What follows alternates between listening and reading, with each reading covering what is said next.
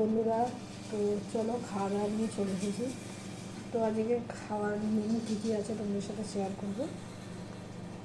ভাত, এখানে আছে বেগুনি, এখানে আছে এই যে ভোলা মাছের ঝাল, এটা আছে ভেজ ডাল, আর এটা আছে ইঁচুড় আলুর তরকারি।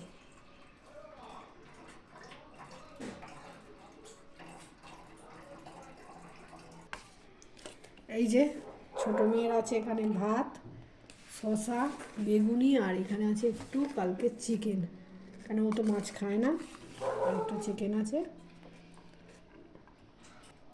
কী কথা, ডাল দেবো? ডাল দেবো না। ভেজ ডাল আর বেগুনিটা দিয়ে খেয়ে নে। হ্যাঁ হ্যাঁ, হুম। ডাল দিয়ে দিই একটু। না না, খাবো না।